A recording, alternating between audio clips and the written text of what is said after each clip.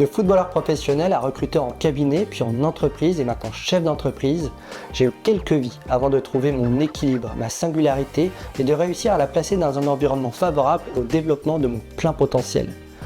Bonjour, je suis Jess Bichet. À travers ce podcast, j'ai envie de vous partager des histoires passionnantes et singulières de celles et ceux qui, comme moi, ont osé s'écouter, ont osé faire des choix audacieux pour trouver leur équilibre. Bienvenue dans un monde hors norme.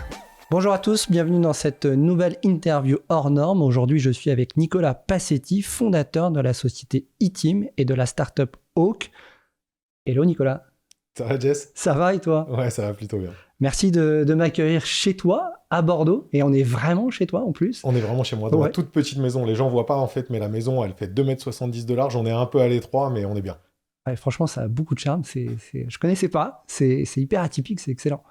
Aujourd'hui, Nicolas, on va parler de toi, de ton histoire. On va faire un petit pont dans le passé. Mais avant de revenir dans l'histoire, dans ton histoire, que fais-tu aujourd'hui? Qui es-tu? Alors, je suis Nicolas, j'ai 42 ans et je dirige deux structures. Une société que j'ai montée il y a un peu plus de 11 ans qui s'appelle E-Team, qui est une agence de communication RH basée sur Bordeaux, que je dirige avec Julia, donc mon associé, ma femme. On fait tout ensemble. Ça, on en reparlera parce qu'effectivement, tu as un business avec ta femme. C'est ça, on fait tout ensemble. Et depuis 1 an et demi, je dirige la startup Hawk, qui développe un logiciel de mobilité interne et de gestion des compétences. C'est un SaaS qui est basé sur l'intelligence artificielle. Ok. E-Team, ça fait combien de temps que tu as monté la société? Ça va faire 12 ans en septembre. Et Hawk?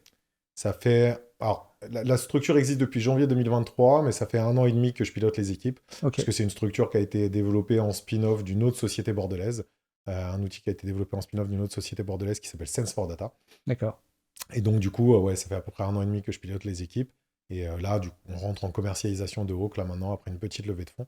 Donc, c'est le début de l'aventure, mais c'est assez sympa. Ouais. Super, mais écoute, on va y revenir, mais avant de creuser tes activités actuelles, d'où viens-tu? D'où pars-tu?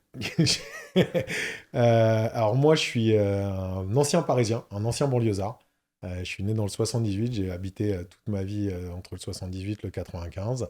Ouais. Et voilà. Ah oui, t'es un vrai banlieusard, toi. Ouais, je suis un vrai banlieusard. Ouais. Ouais, après, j'ai habité longtemps à Paris aussi, mais je suis un vrai banlieusard.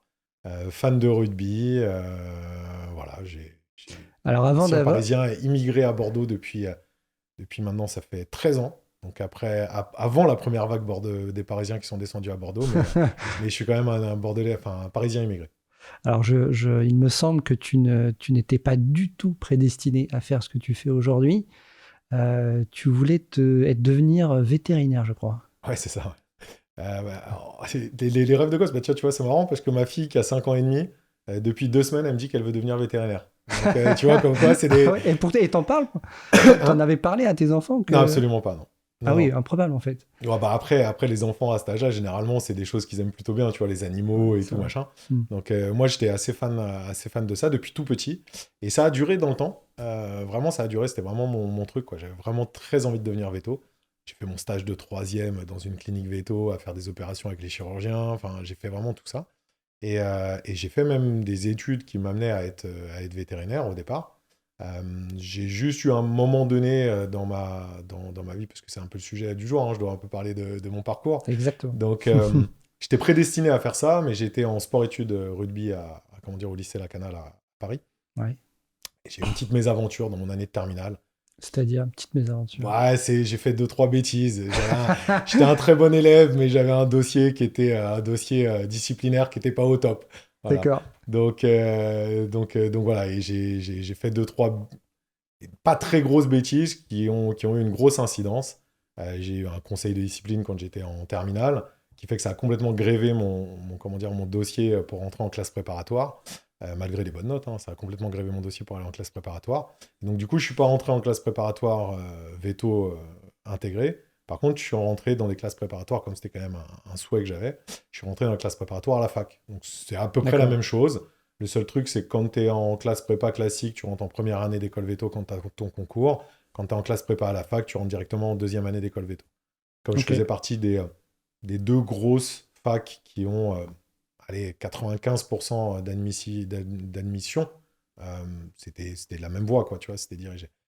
La seule différence, c'est que comment dire, la fac te fait plus réfléchir. Quand tu rentres en classe prépa classique, tu rentres dans un tunnel, tu prépares ton Ouais, concours, tu d'accord. réfléchis pas, Ouais. boum, tu y vas. Et la fac, en l'occurrence, te fait plus réfléchir parce que tu as énormément de cours, tu as énormément de travail, mais tu es dans un environnement qui est différent. Donc Mm. moi, ça m'a fait réfléchir et rencontrer des gens du milieu vétérinaire, du milieu animalier plutôt, parce que ce que je voulais faire, c'était pas spécialement vétérinaire, c'était plutôt éthologue. Éthologue, Ouais, excuse-moi excuse ma méconnaissance, mais là, pour le coup, je bloque. éthologue, c'est en fait l'ethnologue des animaux. Donc c'est celui qui Ok. va étudier les sociétés animales et le comportement animal. Ah, ok. Moi, j'étais assez fan de l'éthologie et comme je suis assez fan des grands mammifères marins, mon rêve ultime, tu vois, c'était d'aller étudier les dugons entre la Floride et la Nouvelle-Calédonie. Tu sais Ah ce que c'est un ouais, dugon? non, C'est un cousin du lamantin. C'est d'accord. Par contre, je vois bien où est la Floride et ça, c'est cool. bah, ouais, Floride, Nouvelle-Calédonie, c'est plutôt pas mal. Ouais, c'est plutôt pas mal. Mais c'est un animal presque ancestral, quoi, tu vois, qui a pratiquement. Alors, c'est la version actuelle, c'est une version qui n'a pas toujours existé, mais il Mm. y avait des animaux préhistoriques qui existaient, qui étaient les ancêtres des dugons et des lamantins. C'est vraiment des animaux fantastiques qui communiquent entre eux un petit peu à la manière des dauphins. Et je rêvais, en fait, d'aller étudier ces animaux-là, d'aller étudier leur comportement et tout. Sauf qu'à la fac, tu rencontres donc les gens qui font ce genre de choses, parce que tu as des projets pro différents. Ouais, Ouais, excuse-moi de t'interrompre, mais du coup, dans ta famille, t'as pas des du tout. gens qui font ça? Non, pas Ah, du tout. pas du tout. Ah, c'est vraiment Ouais, intrinsèque ouais, à toi. Voilà, ouais. c'est ta passion, quoi. Ouais, j'aime les animaux. C'est un truc Ok. que j'aime depuis tout petit, tu vois. Et j'ai rencontré des éthologues qui m'ont dit, bah écoute, le seul problème, c'est que si jamais tu veux faire ça, c'est cool. Mais déjà, tu dois faire à minima entre 12 et 14 ans d'études, parce que après tes études de veto, tu as encore des trucs Ouais, à faire. Et ensuite, généralement, tu pars étudier 6 mois tous les 5 ans. ok. Et donc, pendant 4 ans et demi, tu cherches comment dire, des subventions pour pouvoir partir. Ah ouais, ok. Donc à ce moment-là, j'ai dit, écoute, j'ai pas envie de me lancer là-dedans, j'ai pas envie de me retrouver aigri à soigner des chiens et des chats alors que j'ai pas envie de le faire Ah plus ouais. tard, ce qui est faux, hein, parce que tu as plein d'autres disciplines que j'ai découvert après, mais à ce moment-là, tu le sais pas. Donc je me suis dit, c'est pas pour moi. Donc j'ai eu ma première année de veto et à la fin de ma première année, je suis parti. J'ai dit, écoute, on va faire autre chose. Et t'as fait quoi? Je savais pas quoi faire. Euh, et là, c'est le seul choix que j'ai fait par défaut, je pense, au départ dans ma vie. C'est que je pense que j'aurais voulu faire STAPS parce que je suis aussi énormément passionné de sport. Mais mon environnement sociétal me faisait dire que le fait de faire STAPS, c'était trop bas, entre guillemets, pour moi. Trop bas, Parce c'est-à-dire? que j'avais des bonnes notes, j'étais un bon élève. Et c'était un petit peu le secteur de facilité. Ce qui, encore une fois, est complètement faux, hein, mais voilà, Ok. mon environnement social du moment me faisait dire ça. Donc du coup, j'ai décidé de pas y aller. Ce qui était, encore une fois, Parce que là, tu jouais au rugby encore à ce moment-là. ah ouais, complètement. Ouais. Ouais, À cette époque-là, j'étais au Racing. Je jouais Ah oui, donc, au Racing en espoir au Racing. Et, super club. et comment dire, et bon, après, j'étais pas voué à devenir professionnel. Hein. J'avais pas les épaules pour. Oui, Mais mais tu étais à ce moment-là quand même dans un club qui est structurant, de bon niveau. je jouais à haut niveau. Ouais. Voilà. Je jouais Ouais. encore à haut niveau. Et comment dire, et non, je sais pas pourquoi. Donc, du coup, par cet environnement, je pars pas en STAPS. Et je me dis, bah écoute, je vais tester un truc que j'aime bien et je suis parti en histoire. Rien à voir. Tu vois. Passe de vétérinaire à potentiellement STAPS à Histoire. histoire. Ouais, c'est ça. Ok. Et histoire, pareil, parce que t'as une appétence. Grave, j'adore l'histoire. Ok. Alors, déjà, j'adore l'histoire en tant que telle parce que culturellement, c'est quelque chose que j'aime bien. Tu vois, j'aime bien m'inspirer. J'aime bien. Tu vois, il y a beaucoup de BD chez moi. J'aime bien tout ce qui est héroïque, ce qu'on appelle héroïque fantastique. En fait, j'aime bien les mondes un Un peu qui peu. te transportent, un peu D'accord. ancestraux, un peu voilà. J'aime bien ça. Mon plus grand rêve, ça serait d'avoir une machine à voyager dans le temps. Tu vois, j'adorerais retourner au monde autant des Romains ou des Grecs. Euh, Tu vois, j'adorerais ça. mais Et donc, justement, tu as étudié une époque en particulier ou alors, pas quand du tu tout? rentres en histoire, donc moi je suis rentré à la Sorbonne comment dire, en première année. Quand tu rentres en histoire, tu étudies les 4 périodes. Il y a 4 périodes. Tu étudies les 4 périodes, donc la période antique, la période médiévale, la période moderne et la période contemporaine. Et après, tu te spécialises.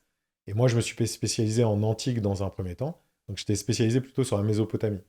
Ok, ouais. Donc voilà, c'était vraiment ma période de prédilection, c'était la Mésopotamie. Donc tu vois ce que Bien c'est, ouais, sûr, voilà. ouais. Donc c'était la période vraiment à peu près du deuxième millénaire avant Jésus-Christ jusqu'à premier millénaire avant Jésus-Christ, tu vois, c'était à peu près ça. Ouais. Mais j'étais un antiquisant. Et donc j'ai continué comme ça. Et pour finalement, tu vois, encore une fois, faire un pas de côté, finalement faire une maîtrise. Donc j'ai fait une maîtrise. À l'époque où j'ai passé la maîtrise, c'était un mémoire.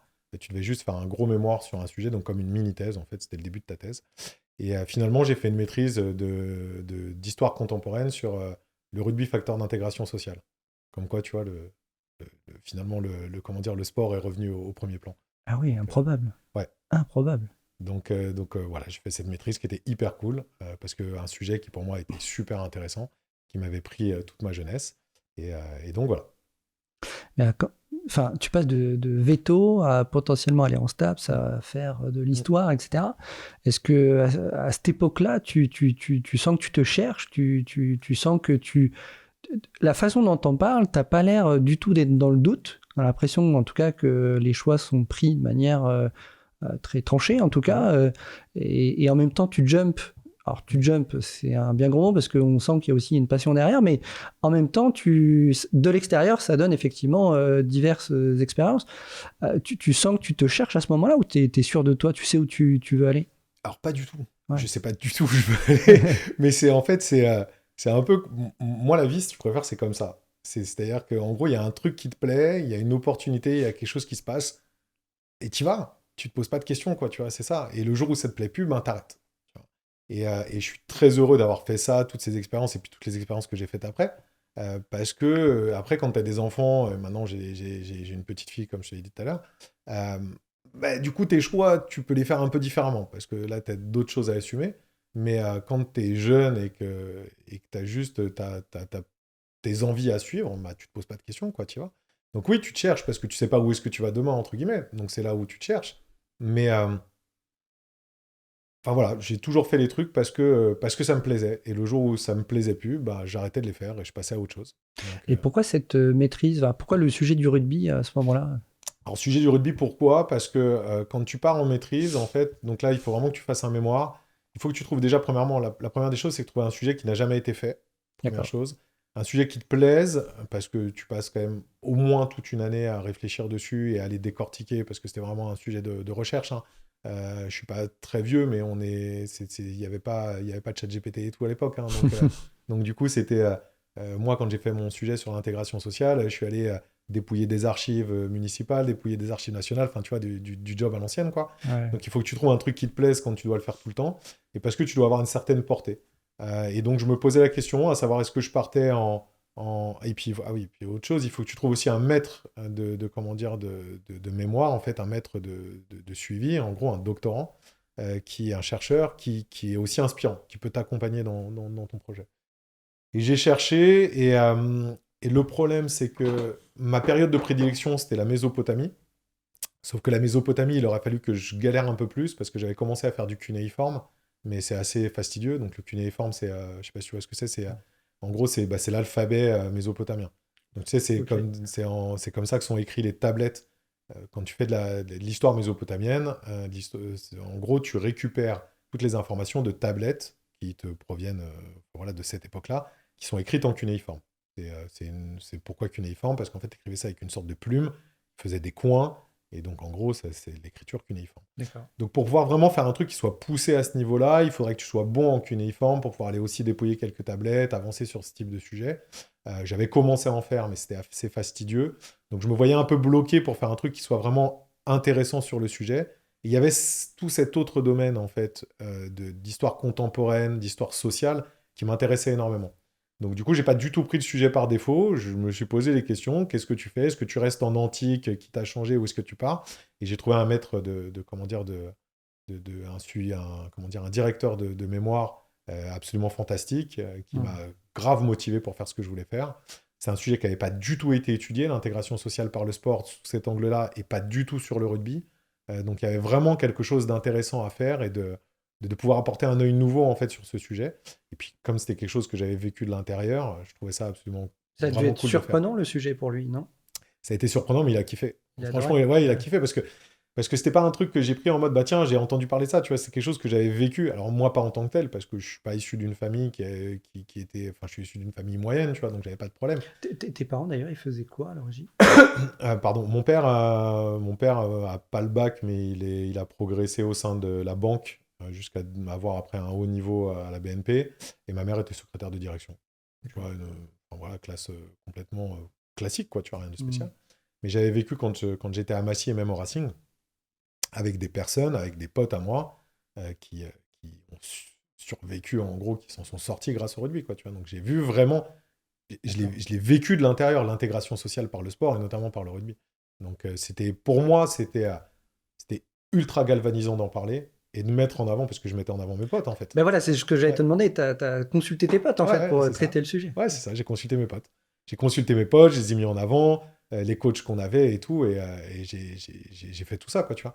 Et en plus, c'était à une époque qui était particulière, parce qu'à cette époque-là, donc j'ai pris en exemple particulier le rugby club de Massy, dans lequel j'ai joué, qui, à l'époque où j'ai fait le mémoire, était le plus gros fournisseur originel du nombre de joueurs du 15 de France.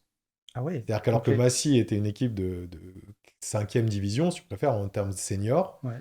la formation fournissait à ce moment-là le plus de joueurs du 15 de France.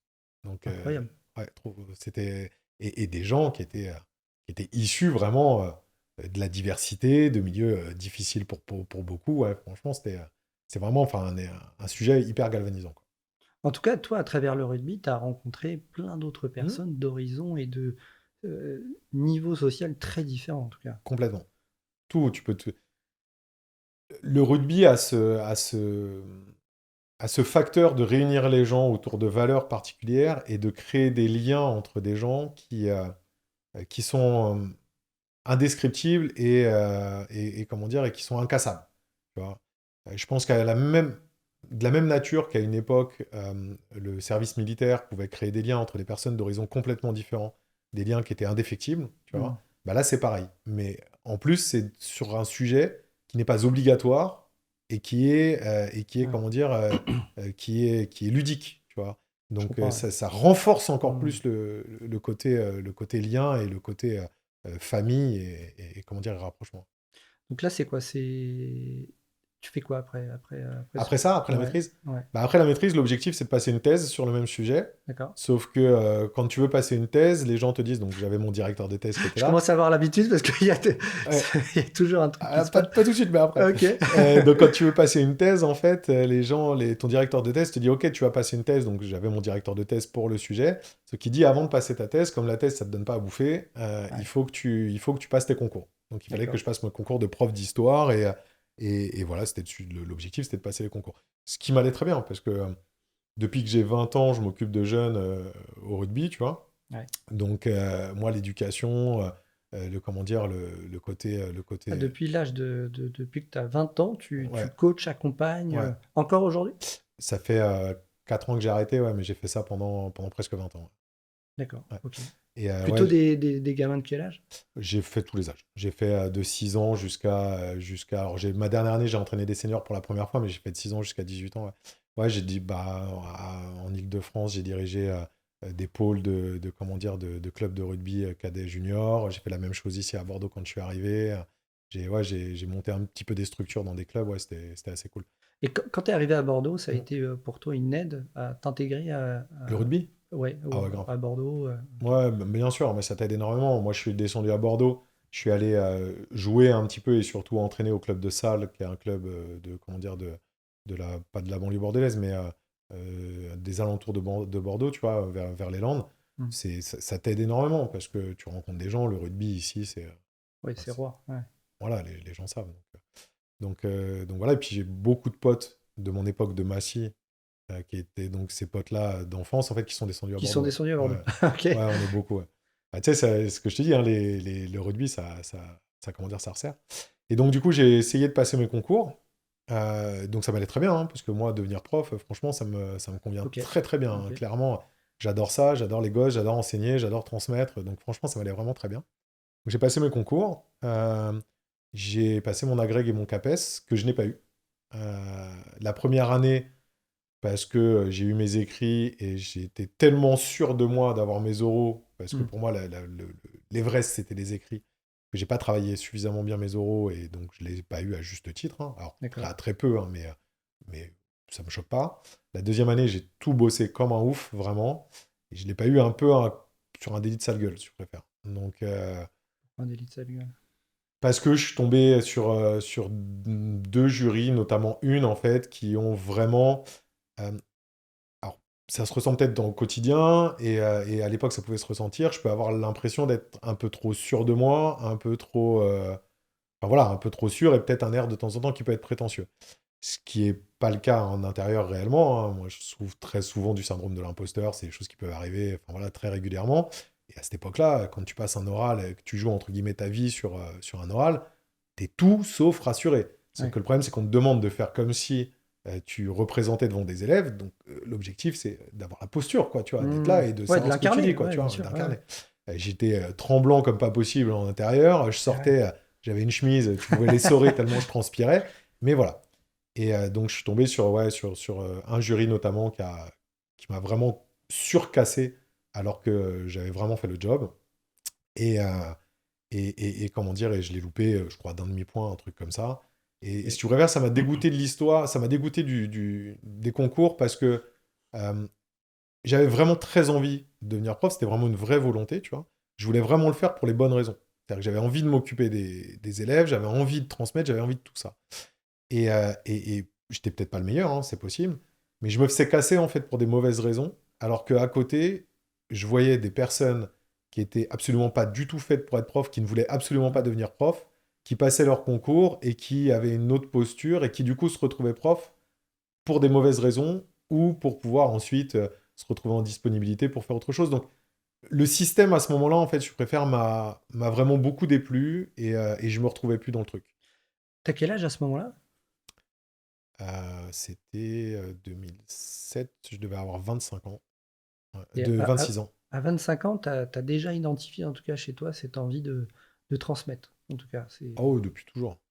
Ouais, non, depuis toujours, clairement. Transmettre, c'est vraiment un truc qui Mais me plaisait. ça, cette envie de transmettre, t'as identifié, enfin, c'est soit en toi, ou soit tu l'avais déjà, ou quelqu'un t'a transmis, et non, pas forcément, Je sais pas. c'est, Non, je sais pas forcément. ça fait partie de ta singularité, quoi. Oh, C'est vraiment moi, je pense. toi.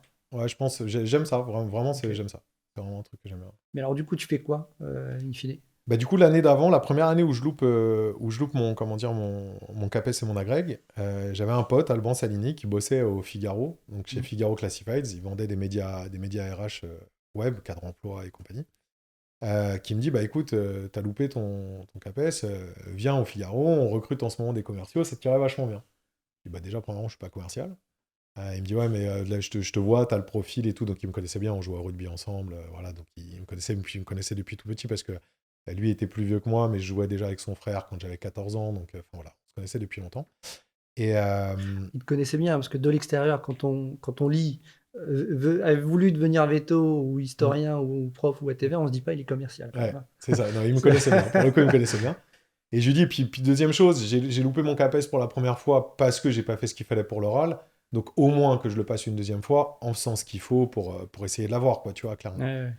Et à la suite de cette deuxième déconvenue, donc il me relance. Et là, je lui dis, bah écoute, vas-y, feu, quoi. On y va. Je veux dire, j'ai pas envie de recommencer une troisième fois parce que je sais que c'est pas un problème de compétences, parce que je les ai et parce que j'ai fait tout ce qu'il fallait pour l'avoir.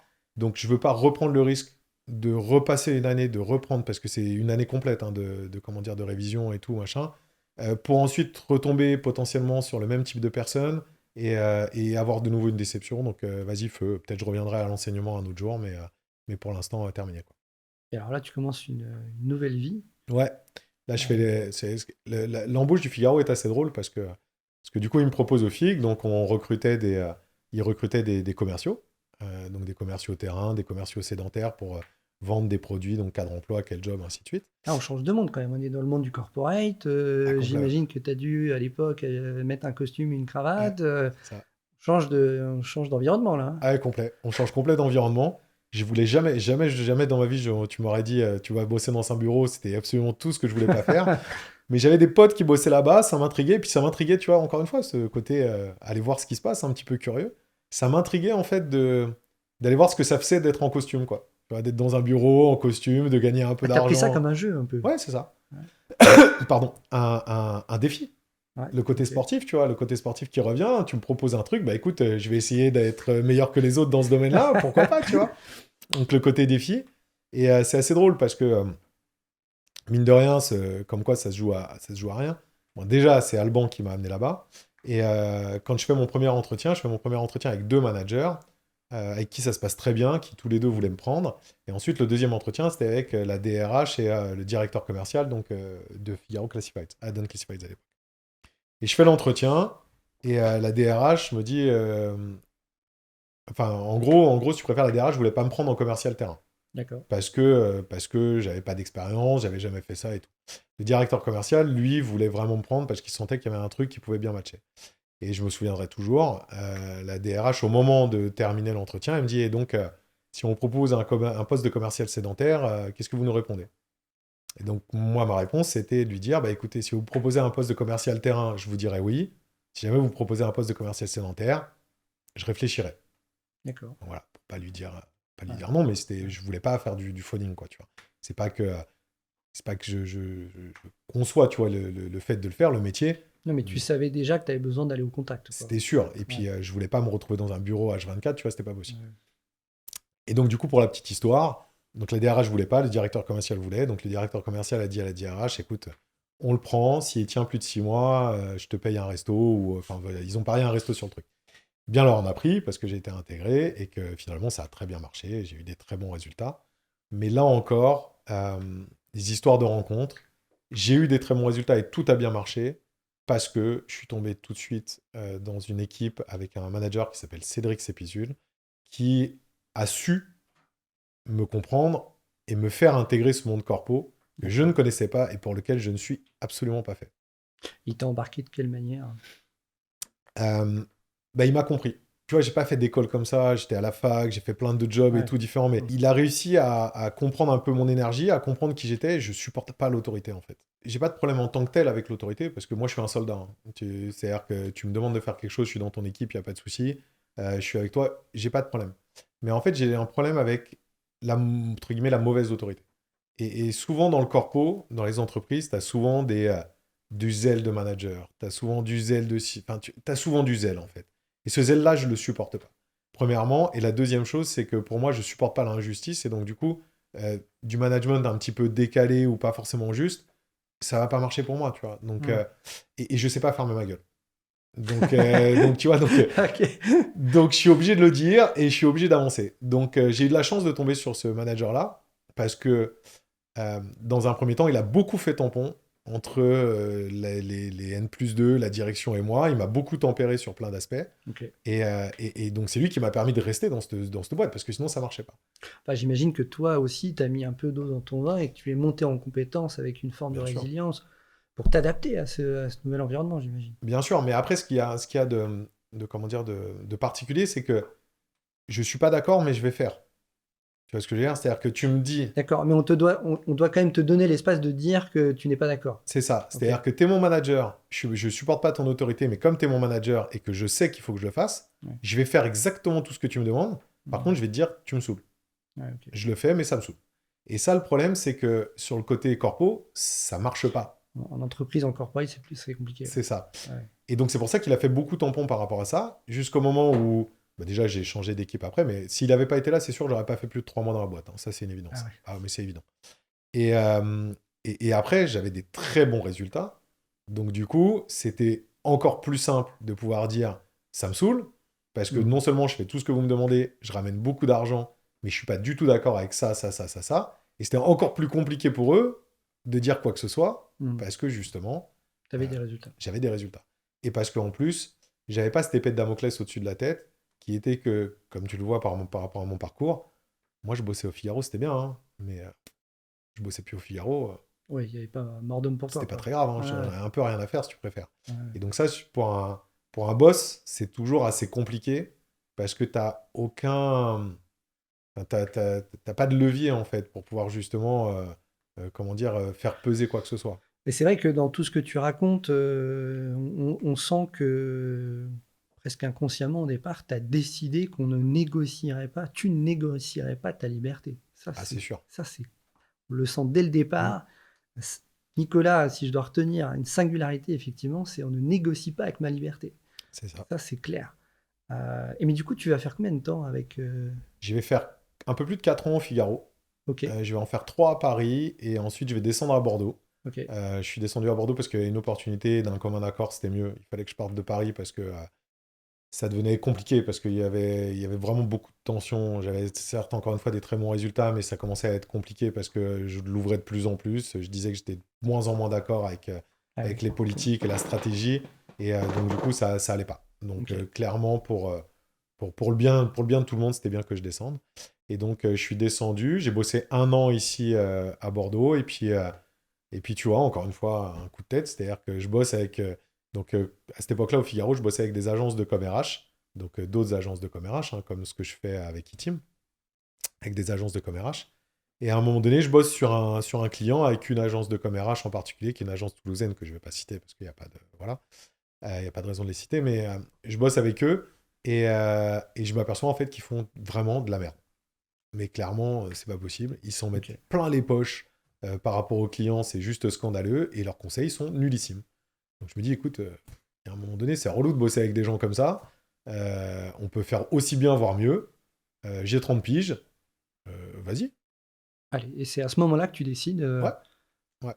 Et c'est marrant, tu décides de lancer un business. Tu l'avais réfléchi peut-être un peu avant ou pas du tout? C'est vraiment fort de ce constat. Tu t'es dit non, mais là. Ouais, franchement, ça s'est fait en un mois, quoi. Ah ouais, ok. Ça s'est fait en un mois, j'ai fait le truc, j'en ai parlé à un pote avec qui je bossais. Au départ, il était chaud. Bon, lui, après, c'était différent parce qu'il commençait à avoir un enfant à acheter et tout. Donc, pour lui, Ok. c'était pas forcément le bon moment. Mais vas-y, on a dit, allez, feu, on y va. De toute façon, on a rien à perdre. Donc, Ouais. on y va, on va tester, on verra bien ce que ça va Et donner. E-Team est Ouais, né à ce moment-là. ouais, c'est ça.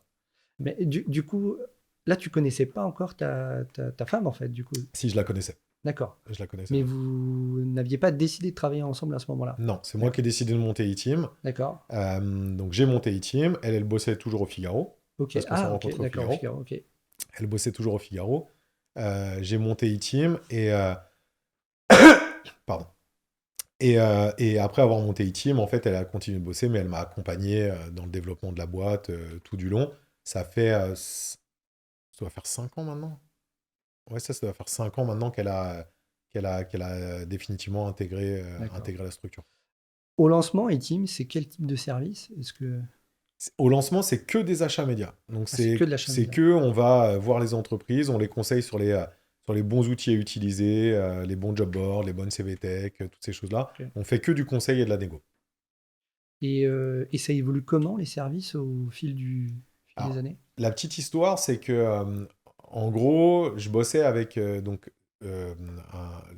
un gars avec qui je bossais sur comment dire, au Figaro, qui s'appelle Mathieu Lemonnier, qui a monté une superbe agence de communication RH, pareil, qui s'appelait à l'époque MyRH Community. C'était les premiers à faire du déploiement de marque employeur sur les réseaux sociaux. C'était Ok. vraiment des pionniers sur le sujet, tu vois. Hyper smart, hyper intelligent. Il les avait lancé l'agence un petit peu avant moi. Il avait lancé l'agence un peu avant moi. Et il se focusait vraiment sur ce sujet-là. Et donc, moi, je vendais ses produits à lui. Enfin, j'essayais de vendre ses produits. Donc, le D'accord. développement de la marque employeur sur les réseaux sociaux. Et là, je te parle de ça, on est en 2012. Hein, Ouais. donc, il y a 12 ans. Hein. Donc, Ok. pas facile à vendre. Ouais, ouais, ouais. Mais je sentais qu'il y avait quand même un petit truc sur Bordeaux qui commençait à avancer sur le sujet. Sauf que lui, son business model, c'était plutôt des grands comptes parisiens. D'accord. Qu'il avait un tarif qui était un peu élevé pour Bordeaux. Il avait un tarif qui était un peu élevé pour les clients que potentiellement je pouvais avoir. Donc, à un moment donné, j'ai une discussion avec lui. Je lui dis, écoute, Mathieu, est-ce qu'on peut faire moins cher? Est-ce qu'on peut faire autrement? Mmh. Il m'a dit, bah non, moi, c'est mon business model, donc Ouais. c'est comme ça, je peux pas changer. Je lui dis, ok, bah écoute, je vais essayer de le faire de mon côté. Mmh. Il me dit, bah écoute, pas de souci. Bon, bien lui en a pris, hein, sa boîte a fait un carton pas possible. Ils se sont fait racheter il y a quelques années par une autre énorme agence de com RH. Enfin, voilà, ils ont vraiment, enfin, c'était vraiment une vraie success story ce qu'ils ont eu, hein, très bien. Ok. Et d'ailleurs, il a pris comme associé Alban Salini, Ah, ok. le gars qui m'avait fait intégrer Ok, après. d'accord. Donc, voilà. Et donc moi, j'ai commencé avec mes petites mains à développer le côté communication chez eTeam, chose que j'avais potentiellement jamais fait. Donc, Parce que c'est intéressant ce que tu dis en 2012, parler de la marque employeur. Mm. À l'époque, c'est quoi le niveau de maturité sur le sujet du marché? il n'y a rien. Clairement, les gens savent pas. Enfin, ils se disent on va y aller, mais ils savent pas comment y aller. Ouais. À l'époque, c'est l'avènement de Facebook qui commence vraiment à être partout. Donc, tu sais que tu dois aller sur Facebook, mais les entreprises y sont pas forcément. Les gens savent pas forcément qu'il faut payer, quel prix et tout. C'est vraiment l'évangélisation globale. Déjà que c'était l'évangélisation d'un point de vue business classique sur les réseaux sociaux, mais alors d'un point de vue marque employeur, c'est vraiment l'évangélisation globale. Donc, on a des gens qui commencent à ouvrir l'oreille, qui commencent à en parler, qui savent que ça peut être intéressant, mais on est à milieu. Regarde, on est en 2024. Les gens, vraiment, depuis 12-18 mois, commencent à mettre de l'argent dans la marque employeur. Donc, Ouais. ça fait plus de 10 ans qu'on en parle, et ça commence vraiment à bouger maintenant. Tu sens vraiment une vraie évolution maintenant. Pour toi, à quoi c'est dû justement ce décalage entre on en parle et on passe à l'action? Là, tout le problème, en fait, c'est que, bah, tu le sais, hein, tu es chef d'entreprise. Tout le problème, c'est que quand tu es chef d'entreprise, tu dois savoir prendre du recul et essayer d'avoir une vue de hauteur sur l'ensemble des sujets. Et le sujet RH est toujours un sujet très compliqué parce que c'est un sujet qui, à la fin de l'année, a une ligne de dépenses sur le bilan, mais sur laquelle tu ne vois jamais de ligne de rentrée. Et il faut avoir justement la capacité à pouvoir aller voir plus loin que ça pour pouvoir se dire, OK, je vais faire des investissements qui vont me rapporter parce que je suis allé creuser l'intérêt que ça va avoir. Mais si je ne creuse pas, je ne verrai jamais l'intérêt sur mon budget, sur mon bilan final. Impossible. Donc du coup, ça veut dire que pour les gens et pour les chefs d'entreprise, ça ne sont que des sources de dépenses.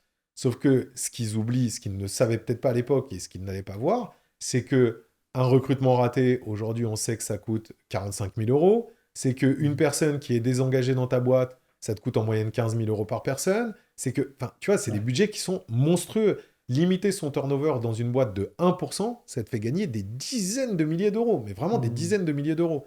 Et les gens... entre-temps, le marché a basculé sur un marché de candidats, ce qui n'était pas le cas en 2012. Ouais, tout à fait. Ouais. Et donc, du coup, tous ces changements-là, tu vois, font... Enfin, toute cette perception-là est longue à arriver. Et aujourd'hui, ça commence pourquoi ? Parce que je pense que LinkedIn est beaucoup dans cette histoire-là. Pourquoi ? Parce que LinkedIn, en fait, a permis aux gens qui font de la communication, qui font comment dire, du RH comme nous, des créateurs de contenu comme nous sur LinkedIn, d'appuyer énormément sur tous ces sujets, de montrer, d'expliquer et de montrer des chiffres. Et donc, au fil du temps, ces chiffres étant tellement rabâchés, ils sont rentrés dans l'esprit des gens. LinkedIn, tu dis, finalement, a contribué à éduquer une partie du marché. Ouais, parce que LinkedIn était une zone, en fait, c'est une zone de diffusion d'informations de manière relativement large, mais de diffusion d'informations professionnelles. Tu vois ? Comment tu voulais qu'un chef d'entreprise lambda, classique, puisse savoir avant que le coût d'un recrutement raté, c'était 45 000 euros. Oui, s'il ne prend pas lui-même l'initiative et qu'il ne demande pas à quelqu'un dans son entreprise, c'est sûr que... Il ne peut pas. Ouais. Aujourd'hui, il suffit qu'il traîne sur LinkedIn pour voir une étude, une deuxième étude, une troisième étude, un truc comme ça. Ouais. Ou que sa RH traîne sur LinkedIn et lui dit « Ah bah tiens, t'as vu cet article-là » Et du coup, c'est beaucoup plus simple. Donc pour moi, LinkedIn a vraiment contribué à ce changement-là. Pas en termes de produit, parce que le produit LinkedIn est intéressant, mais pas forcément sur le côté marque employeur, mais vraiment en termes d'évangélisation sur tous ces sujets. Mais sur énormément de sujets de communication RH. Aujourd'hui, si jamais on peut parler, si jamais les gens peuvent entendre un peu plus les sujets d'expérience candidat, les sujets d'expérience collaborateur, tous ces sujets-là, c'est bien parce que LinkedIn a contribué en fait à démocratiser comment dire, tous ces sujets. Comment tu vois évoluer justement cette discipline de la com RH dans les prochaines années ? Pour moi, c'est vraiment la base. Enfin, c'est la base. C'est pas la base, mais ça va faire partie des outils de base du développement des boîtes. Pourquoi ? Parce qu'on commence à le sentir réellement, et c'est ce qu'on développe aussi avec Hawk, hein, mais on commence à le sentir réellement, c'est que l'humain revient au centre des entreprises. On le voit. C'est venu un peu poussé par les candidats, tu vois ce que tu disais tout à l'heure, on est sur un marché de candidats. C'est venu un peu poussé par les candidats depuis quelques années, parce que les candidats, en fait, commencent à proposer, commencent à imposer plutôt, des situations d'entreprise pour pouvoir rester dedans. Donc, c'est venu par les candidats. Les chefs d'entreprise l'ont un peu subi, en mode, pour avoir des candidats, je suis un peu obligé de faire ça. Ouais. Et ils commencent à comprendre que l'humain, en fait, finalement, c'est peut-être ce qu'il y a de plus important dans leur boîte. Ce qui est quand même... pour moi, c'est ubuesque. Hein. Clairement, c'est ubuesque. Hein. C'est-à-dire en gros, si je préfère, le problème, c'est que les chefs d'entreprise... Alors, il faut être un peu... faut avoir un peu d'estime de soi pour être chef d'entreprise, même si tu peux avoir le syndrome de l'imposteur en ayant une estime de soi. Enfin, après, on rentre dans une côté psychologique, mais il faut avoir un peu d'estime de soi pour être chef d'entreprise. Et le problème, c'est qu'il y a beaucoup trop de chefs d'entreprise qui pensent que soit ils ont une marque qui est extraordinaire, soit ils ont un produit qui est révolutionnaire. Sauf que clairement, des produits révolutionnaires ou des marques extraordinaires, peut-être quoi ? T'en as peut-être 10 000 dans le monde à tout casser, ça va être ça. Enfin, peut-être je me trompe, mais en l'occurrence, t'en as une part extrêmement faible. Tu parles de quelque chose, en tout cas, qui va vraiment faire une différence majeure. Des entreprises qui s'appellent Nike, donc tu peux vendre ce que tu veux, tu t'appelles Nike ou Apple, il n'y a pas de souci.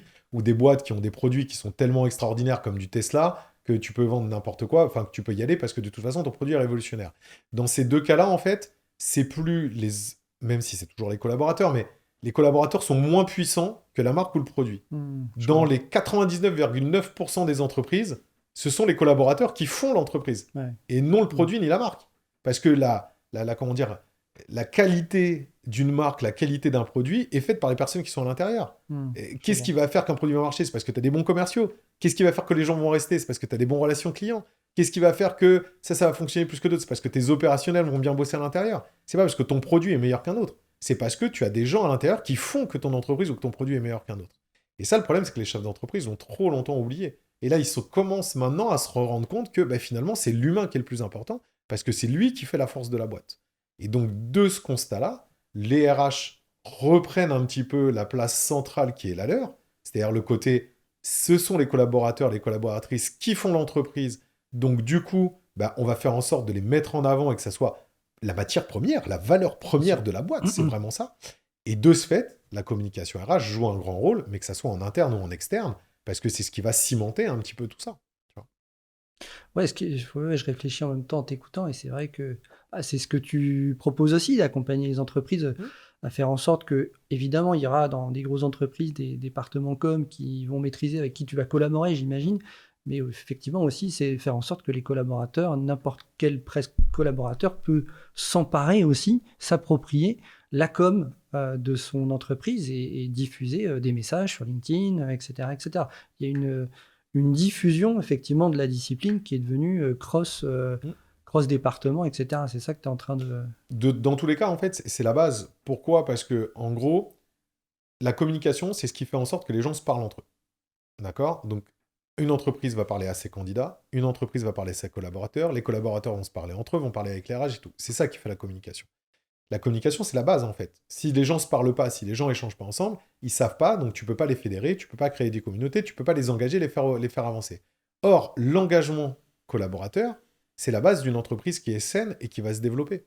Tu vois, c'est ça. Et c'est le vrai Graal de l'entreprise, c'est d'avoir des collaborateurs qui sont engagés. Et les dernières études montrent qu'en France, il y a 6% des collaborateurs qui se disent engagés. C'est extrêmement faible. Ah ouais? Ouais, c'est extrêmement faible. Ça ne veut pas dire que les autres n'aiment pas leur boîte. C'est-à-dire qu'ils ne se sentent pas engagés dans leur boîte.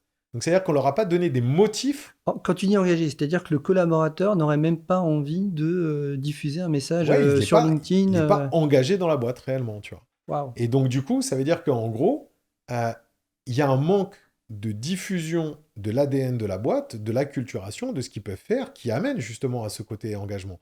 Il y a plein d'autres sujets à l'intérieur. Hein. Les collaborateurs sont engagés parce que tu as construit un environnement de boîte qui fait que, donc il n'y a pas que la com, mais ça en fait pleinement partie. Et cette com-là, après, c'est ce qui va pouvoir diffuser tout ça derrière. Et c'est ça qui va faire la force, en fait. On a beau dire... Pardon, excuse-moi de te couper, mais j'y pense. Est-ce que finalement, tu vois, t'es début 2000, c'est vrai que la com des boîtes, petites ou grandes, c'est vraiment le département com qui doit s'en occuper. Est-ce que finalement, il y a une espèce de frein inconscient finalement, c'est un peu ce qu'on se dit. Effectivement, le marché, les candidats ont pris le lead parce qu'on a basculé sur un marché de candidats. Et du coup, j'ai l'impression qu'en t'écoutant, il y a eu un mouvement qui s'est mis en place et qu'ils ont voulu aussi prendre le lead sur s'exprimer sur leur boîte, sur qui ils sont, sur sentiment que les gens ont de plus en plus envie de partager leurs valeurs, qui ils sont et ce qu'ils sont prêts à défendre. Mais c'est nécessaire. On n'est plus dans une... Et ça aurait été nécessaire, en fait. On a eu un changement, mais regarde. Il y a de ça, à l'époque de nos parents faisaient peut-être une entreprise toute leur vie. Pourquoi? Parce que, alors certes, parce que c'était l'époque, mais généralement, ils se sentaient engagés dans leur boîte. Enfin, je sais pas pour toi, mais moi, mes parents, ils étaient engagés dans leur boîte. Ouais. Ils kiffaient pas forcément toujours ce qu'ils faisaient au quotidien, mais ils kiffaient les gens avec qui ils le faisaient. Et du coup, ils le faisaient avec envie, et ils se donnaient dans leur structure, dans leur société, tu vois. Ensuite, on a eu une chute de ça. Clairement, on a eu une chute, un désengagement total, avec des personnes qui faisaient du job, mais qui n'étaient pas contents de leur job, en fait, qui le faisaient peut-être par défaut, avec beaucoup de changements et tout. Et au final, le bon intérêt d'une boîte, c'est d'avoir des gens qui soient engagés, qui le fassent pour leur boîte et qui diffusent l'image de leur boîte. Mais diffuser l'image de ta boîte, non seulement ça sert à ta boîte, mais ça te sert à toi, parce que ce sont tes valeurs, c'est ta culture, c'est ton ADN, c'est ce que tu fais. Quand tu aimes quelque chose, tu as envie d'en parler, donc vas-y, tu vas fais-le, mais pour ça, il faut que tu sois engagé. Et donc, c'est tout le sujet. On revient sur le côté communication. La communication, en fait, les gens ont l'impression que la communication, c'est quelque chose qui est bullshit, tu vois, qui coûte de l'argent et tout. Mais la communication, c'est la base de notre société. La base de notre société en tant que telle, en tant que société, c'est la communication. La base de ce qui fait qu'on est des humains et qu'on est différent des animaux, c'est qu'on communique. Tu vois. Donc la communication, c'est la base de tout. Et en gros, il faut l'adapter à ça. Et le problème qu'il y a eu, c'est que pendant trop longtemps, la communication, c'est basé uniquement sur le côté, pécunier, sur le côté, tu vois, vente. Ouais. Donc, c'est-à-dire qu'on veut vendre quelque chose, on se sert de la communication pour ça, et on oublie que la communication entre les personnes, entre les candidats, entre ceux qui font l'entreprise en elle-même, est beaucoup plus importante parce que c'est celle, en fait, qui va amener après à avoir justement des meilleurs produits, une meilleure boîte, une meilleure évolution. Je te reprends l'exemple. Il y a une étude qui montre que les entreprises dans lesquelles les collaborateurs sont les plus engagés ont généralement une rétention client qui est environ 3 fois plus importante que les autres entreprises. C'est normal. Les collaborateurs sont engagés, ils font du meilleur taf, ils parlent plus, ils sont plus investis dans leur quotidien, donc les clients sont encore plus heureux derrière. Et c'est tout à fait normal.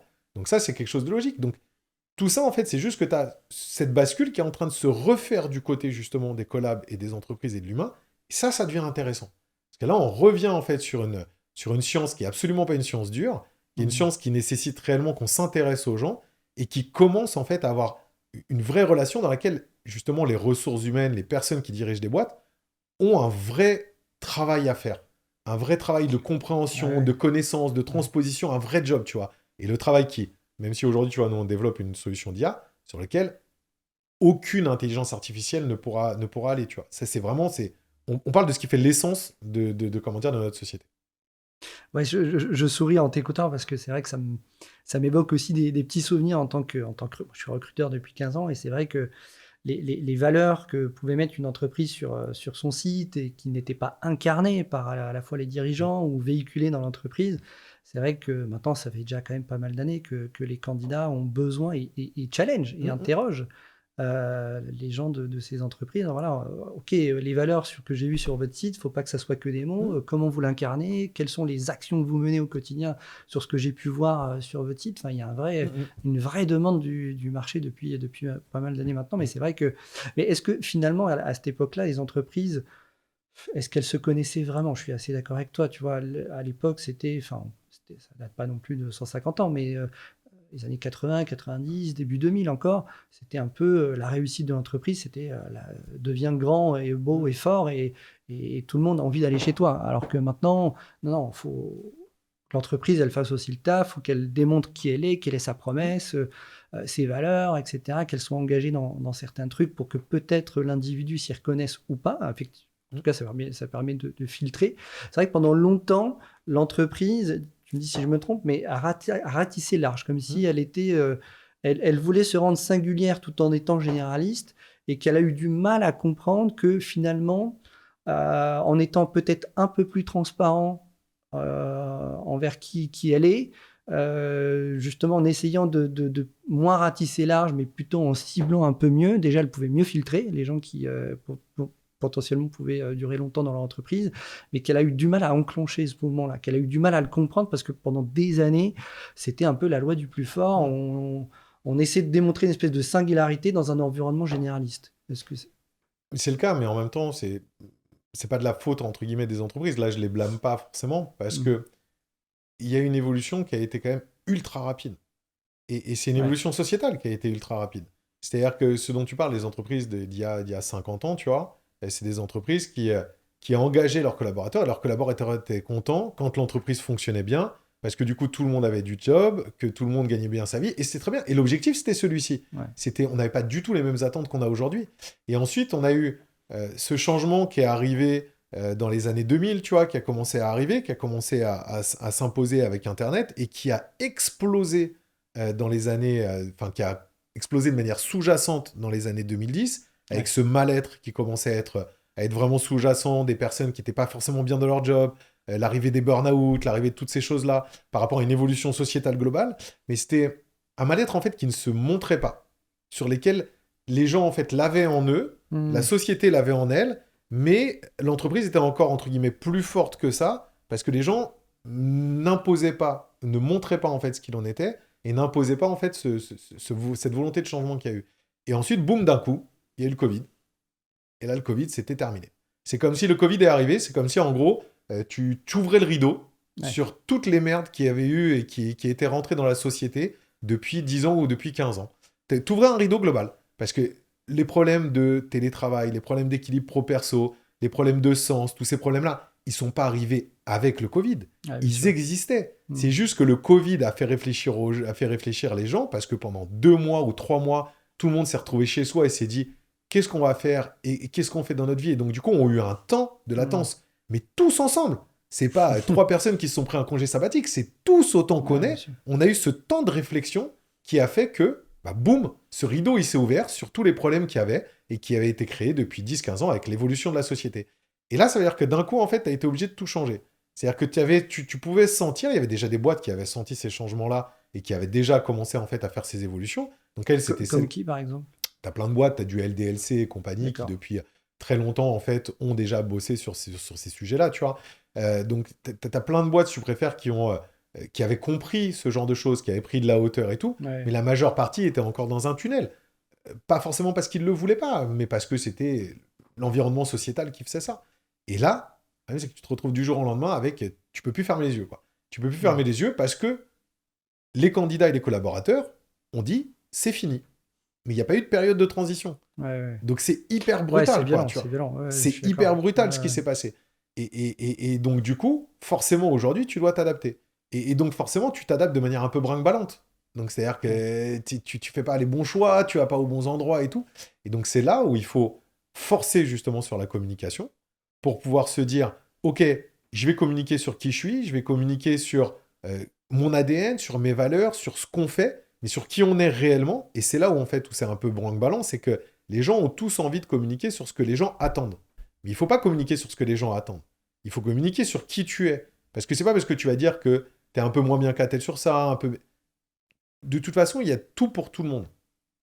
Et en gros, à partir du moment où tu expliques qui tu es, ou si tu sais expliquer qui tu es, tu trouveras toujours des candidats et des candidates et des gens qui viendront chez toi et qui se sentiront bien chez toi. Sauf qu'il faut savoir le dire, et comme tu l'as dit, il faut savoir le dire avec honnêteté. Et c'est-à-dire que d'un coup, il faut se mettre à nu. Et comme les Je entreprises suis ne l'ont d'accord. pas fait depuis 15 piges, alors qu'elles auraient dû le faire depuis 15 piges, tu vois, parce que ça fait 15 ans qu'on parle de marque employeur, elles auraient dû le faire depuis 15 ans, elles ont un travail de 5-6 ans d'évolution à faire Ouais, en là, 12 mois, quoi, ouais. tu vois. Donc ouais, c'est problématique. Oak, donc c'est une plateforme de management des compétences via l'IA. Hein. Hein, c'est ça. Pourquoi tu as voulu te lancer dans ce projet? Alors, j'ai pas voulu forcément me lancer dedans, mais j'ai rencontré Samy, donc le fondateur de Sense for Data, il y a plus d'1 an et demi. Et il m'a présenté en fait un outil qu'il avait développé avec sa boîte d'intelligence artificielle et de gestion de données, donc avec Sense for Data, qui donc s'attache à développer, à manager les compétences dans l'entreprise, travailler tout ce qui est mobilité interne, un petit peu de strategic workforce planning, tu vois, toutes ces choses-là. Et du coup, il me montre cet outil en me disant, bah, voilà, on a développé ça, l'outil est là. Par contre, on ne connaît pas vraiment le monde des RH, donc on a développé un outil par rapport à ce qu'on sait et par rapport à ce qu'on pense qui peut être intéressant. On ne connaît pas trop le monde des RH, donc on a besoin de quelqu'un pour nous accompagner sur le développement de la boîte, sur le pilotage de la boîte vers le monde des RH. Et franchement, j'ai découvert l'outil, j'ai trouvé ça mais juste ouf, quoi. J'avais jamais vu ça avant. Alors, après, j'ai vu que ça existait déjà, hein, c'est juste que j'avais pas vu, je connaissais pas ce type de produit, mais j'avais jamais vu ça avant et je me suis dit, mais c'est juste magique, quoi. C'est un produit sur lequel, en fait, tu vas pouvoir recréer justement du lien, permettre aux RH de recréer du lien avec leurs collaborateurs, en se souciant d'eux, en les connaissant à plein, parce que l'intelligence artificielle va te permettre aux RH de connaître, d'avoir des données sur l'ensemble des collaborateurs à utiliser à un instant T pour travailler le développement des compétences, les plans de carrière, les évolutions, transverses, linéaires et tout. C'est juste génial, quoi. Ouais. D'un point de vue engagement, d'un point de vue reconnaissance, d'un point de vue valorisation, c'est extraordinaire. Il y a un...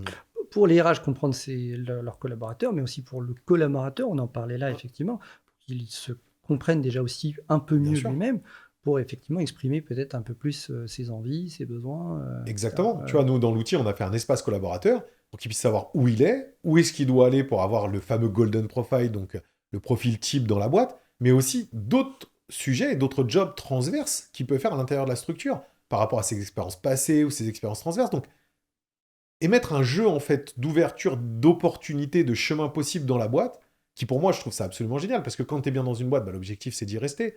Donc si jamais on te donne toutes les opportunités pour y rester, pour jamais t'embêter, pour toujours être stimulé, c'est juste top, c'est ce qui fait l'engagement. Mais est-ce que dans tout ça, Nicolas, parce que c'est vrai que je fais un peu le lien avec ce que tu m'as livré sur toi au moment, tu sais, quand tu es face au jury, et puis que voilà, il y y a un délit de faciès, ton arrivée au Figaro, voilà, tu as eu un manager qui t'a permis finalement de rentrer dans un nouvel écosystème, etc., etc.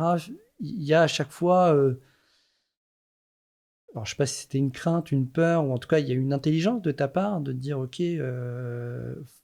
je vais dans un nouvel environnement, mais je vais m'aider de certaines personnes de confiance, parce que peut-être une inquiétude, par exemple au Figaro, tu te dis, bah, si j'avais été en front finalement avec certaines personnes, ça serait peut-être pas bien passé, parce que manifestement, tu te connais déjà assez bien et depuis longtemps.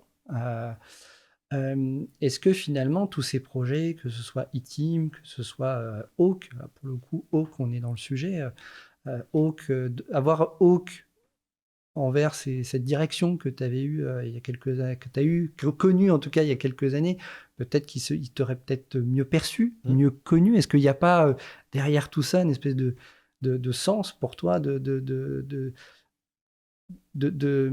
sais pas si c'est aller contre ou travailler l'injustice, mais en tout cas, c'est comme ça que je le ressens quand je t'écoute, en fait.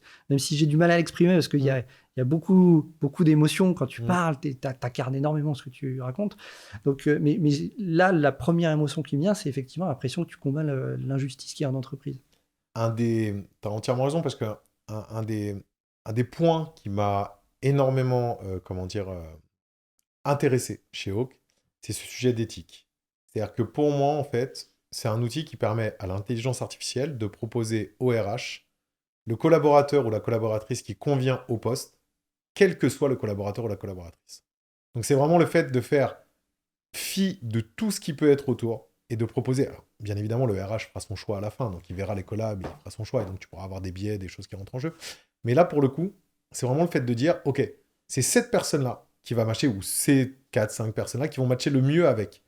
Que ça soit une nana, alors que tu es dans un système où c'est pas une nana qui est censée être prise, que ça soit un Renoir, un rebeu, alors que tu es sur des personnes que ça soit une personne handicapée ou quoi aux caisses. Donc du coup, ça remet les bonnes personnes aux bons endroits. Ça ouvre les chakras potentiels des recruteurs. Pour moi, c'est ultra important. Parce que le rugby te montre que la diversité est une force. Toutes les entreprises les plus diverses te montrent que c'est une force. Et aujourd'hui, malheureusement, il y a encore beaucoup de biais qui montrent qu'on ne met pas forcément les bonnes personnes aux bons endroits par rapport justement à ces délits de faciès ou c'est comment dire, ces stigmatisations sociétales, quoi, tu vois. Tu peux pas en vouloir aux gens. C'est l'environnement qui fait que des outils comme ça, en fait, favorisent justement ce côté éthique. Il y a l'outil, effectivement, Hawk qui est extraordinaire. Et puis, même dans ton activité e-team, le fait d'essayer finalement de contribuer au quotidien à ce que des collaborateurs en entreprise speak up, quoi, parlent pour qu'on puisse, de l'extérieur, comprendre un peu mieux qui est cette entreprise. J'en reviens à ton expérience au Figaro. Peut-être que finalement, de l'extérieur, si tu avais pu comprendre qui étaient ces personnes, cette direction, etc., peut-être que ça aurait facilité en tout cas ton choix d'intégrer ou pas cette entreprise. Donc il y a d'un côté e-team où tu donnes clairement la voix aux collaborateurs pour que finalement celui qui est à l'extérieur comprenne ce qu'il achète. Qui est ce groupe de personnes, quelles sont ses habitudes, ses coutumes, ses valeurs, pour que finalement comprendre si ça peut m'aller ou pas. Et après, tu attaques maintenant avec Hawk, boum, de l'intérieur. Bon, ok, ils sont peut-être comme ci ou comme ça, ce groupe de personnes a peut-être telle valeur, tel ceci, tel cela, mais est-ce que ces personnes se connaissent vraiment ? Et est-ce qu'on ne peut pas les aider à se comprendre mieux et du coup à s'exprimer mieux pour faire véhiculer une bonne image ou en tout cas les valeurs de l'entreprise. Est-ce que c'est ça finalement ? Mais c'est ça. L'objectif, c'est de faire en sorte que je reste persuadé, alors ça après, ça peut faire bisounours ou quoi que ce soit, ou tout ce que tu veux, mais je reste persuadé qu'en fait, améliorer les sociétés, la bonne tenue, la bonne compréhension, la bonne collaboration des gens dans les différentes sociétés, donc du coup les bons matchs en fait, les bonnes personnes aux bons endroits, ça améliorera la société au global. Tu vois, pour moi, c'est ça. Je sais plus avec qui j'en parlais la dernière fois. Non, c'est ça. J'ai vu une étude la dernière fois qui disait que les personnes croient en les sociétés, en fait, pour pouvoir faire bouger des choses sur l'aspect écologique. Tu vois. Okay. Ils croient en les sociétés pour pouvoir améliorer le côté RSE, le côté sociétal, le côté impact écologique et tout. Les personnes croient plus, je pense, en les sociétés qu'en les politiques, pour pouvoir faire bouger les choses. Et je reste persuadé qu'à tout niveau, en fait, les sociétés sont le meilleur vecteur pour améliorer la société en tant que telle. Pourquoi ? Parce que ton quotidien dans ta société, dans ton entreprise, en fait, il est là, tu le subis potentiellement dans un premier temps parce que tu n'es pas d'accord, mais comme tu le vis au quotidien, si c'est bien construit, bah, tu vas comprendre et tu vas l'appréhender différemment et du coup, tu vas l'accepter. Donc, de fait, je te donne 2 exemples. Tu vas avoir un regard sur les personnes handicapées qui peut être compliqué. Parce que notre société, aujourd'hui, pose un regard qui est compliqué sur les personnes handicapées. On a bossé avec E-Team, on a accompagné la GFIP pendant presque 5 ans. On sait ce que c'est, quoi, tu vois. Enfin, voilà, je veux dire, c'est des trucs. Moi, en plus, je l'ai eu dans ma famille depuis que je suis tout petit, donc c'est un truc que je connais très bien. Demain, tu vas travailler avec une personne en situation de handicap dans ta structure. Au départ, tu vas être un petit peu méfiant parce que tu ne sais pas ce qu'il en est. Puis au bout de 6 mois, quand tu vas voir que ça va bien se passer, bah, c'est terminé. C'est fini. Et ton regard sur les personnes handicapées va changer. Tu sais que potentiellement, sur le côté écologique, c'est compliqué, on te saoule à faire ton tri, à faire attention à ton eau, à faire des choses comme ça. Si jamais dans ton entreprise, en fait, ton entreprise met en place des systèmes qui sont des petits trucs du quotidien, elle va dire, tiens, fais ci, fais ça, fais machin. Au départ, tu vas dire, ça me saoule. Et puis au bout de 6 mois, ça deviendra une routine et tu diras, bah, en fait, c'est fait. Il n'y a pas de problème. Et donc, du coup, en gros, la société est un énorme vecteur pour faire évoluer. Enfin, les sociétés sont un énorme vecteur pour faire évoluer la société en tant que telle. Parce que c'est peut-être le seul, en fait, qui est capable de t'imposer les choses, mais surtout de te montrer si c'est bien fait, bah, que c'est naturel et que ça peut complètement rentrer dans ton quotidien. Donc oui, effectivement, si tu contribues, alors encore une fois, c'est un tout petit niveau, mais si à notre tout petit niveau, on contribue à faire en sorte que les gens se sentent mieux dans leur boîte, que les bonnes boîtes recrutent les bonnes personnes, que les gens soient heureux, que les boîtes se développent bien, bah forcément, on aura contribué quelque part à améliorer la société au global. Donc c'est un vœu pieux, mais... Ouais, mais c'est intéressant. Je fais le lien aussi avec le sport, le rugby, que tu as pratiqué longtemps.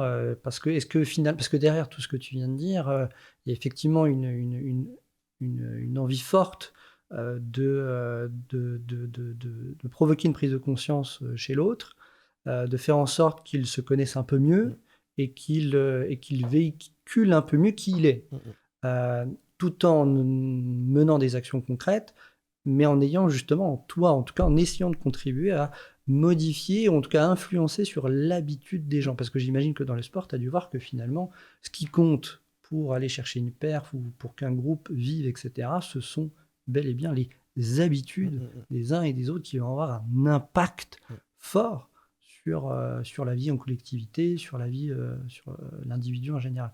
Est-ce que c'est ça ? Après, c'est un challenge important. C'est pour ça, pour moi, c'est pas naïf ce que tu dis, mais s'attaquer aux habitudes, ça peut être un long chemin. Mais c'est un long chemin, tout est un long chemin, mais il faut que tous qu'on avance les uns avec les autres, tu vois, et qu'on fasse chacun notre petite part, tu vois, et c'est ça. Et c'est ça qu'il faut qu'on change. Et c'est pour ça qu'on se bat au quotidien. C'est pour ça qu'on... Honnêtement, aujourd'hui, le job qu'on fait, voilà, je le fais pas pour l'argent. Je suis pas philanthrope, mais je le fais pas pour l'argent. Je gagnerais beaucoup, beaucoup plus d'argent à faire autre chose que ce que je fais aujourd'hui, à être commercial encore au Figaro ou des choses comme ça. Mais à un moment donné, on a tu vois, c'est une volonté d'essayer de faire bouger les lignes un petit peu et d'essayer de faire avancer les choses. Et c'est vraiment... là, pour le coup, c'est quelque chose qui est ancré en toi ou qui ne l'est pas. C'est pas quelque chose que... C'est pour ça que j'ai toujours aimé entraîner les gamins. C'est pour ça que quand à un moment donné, on m'a dit deviens prof, j'ai dit bah oui, bien sûr, parce que ça me va. C'est pour ça que j'ai toujours dans un coin de ma tête peut-être plus tard de redevenir prof, hein, qui sait, tu vois. Parce que j'aime ça, tu vois. Et parce que peut-être que c'est parce que aussi j'étais entouré de personnes quand j'étais plus jeune, notamment, tu vois, dans le rugby, de personnes qui ont desquelles j'ai vu en fait que leur action à leur petit niveau contribuait en fait à changer, à faire des choses plus grandes. Ouais, et à changer des vies d'autres personnes, tu vois. Moi, j'ai eu la chance de croiser un monsieur qui s'appelle Alain Gazon, qui est très connu dans le milieu du rugby parisien, qui a géré le rugby club, enfin pas le rugby club, mais toute la partie jeune du rugby club de Massy pendant des années. Il a changé la vie de centaines de gamins qu'il a sauvés, et pour certains, voilà, c'est ouf. Et il l'a fait juste en travaillant sa passion et en considérant les gens. Et donc, je reste persuadé que, tu vois, ce rebond a fait que, à son petit niveau, lui, au final, il a changé une partie de la société. Mais clairement, parce que ce qu'il a fait avec ces centaines de gamins, bah, c'est améliorer aussi la vie en partie de certains quartiers, tu vois, Massicouas, qui a amélioré la vie de certaines familles, enfin, tu vois ce que je veux dire? Ouais, bien Donc, sûr. c'est-à-dire que par rebond, son action, elle a été là. Et moi, je l'ai vu, et j'ai vu un petit peu une partie de ce rebond, parce que j'ai eu la chance d'être entraîné par lui et d'avoir plein de potes, en fait, qui sont passés entre ses mains. Et je trouve ça extraordinaire. Il a ouvert les yeux. Ça a même contribué à ouvrir les yeux à certains politiques qui ont vu son action. Alors là, on parle de politique communale ou autre, qui ont vu son action, donc du coup, qui ont mis en place d'autres choses et tout, ainsi de suite. Et donc, tu vois, je reste persuadé que toutes les petites actions qu'on fait comme ça, c'est un travail, comme tu dis, à très long terme. C'est très long, mais au final, il faut le faire. Il faut le faire pour pouvoir faire avancer. Oui, non, mais je partage. Enfin, on est dans l'interview hors norme, et à chaque fois, on me demande souvent, mais, ah bon, hors norme, mais c'est quoi, etc. Hors norme, pour moi, c'est effectivement rencontrer des gens comme toi qui réussissent à trouver leur singularité, à la placer dans le bon environnement pour vraiment développer son plein potentiel. Et je trouve qu'avec toi, enfin, tu l'incarnes tellement bien. Déjà, tu as une singularité forte. Hein, on sent déjà. Ce qui fait partie de ta singularité, en tout cas, c'est qu'on sent que l'injustice, c'est un vrai sujet, et on ne négocie pas avec ta liberté. Et ça, tu l'avais manifestement, peut-être conscient ou inconsciemment jeune, mais tu l'avais décrété très très tôt, manifestement. Si bien que des années plus tard, à la fois tu proposes des services pour que tout à chacun essaie de mieux s'appréhender, individuellement ou collectivement, et maintenant tu attaques sous le champ de l'outil. C'est vrai que l'outil peut aider peut-être plus rapidement à changer des habitudes, parce que ça crée des automatismes d'utiliser un outil. Donc je trouve ça super intéressant.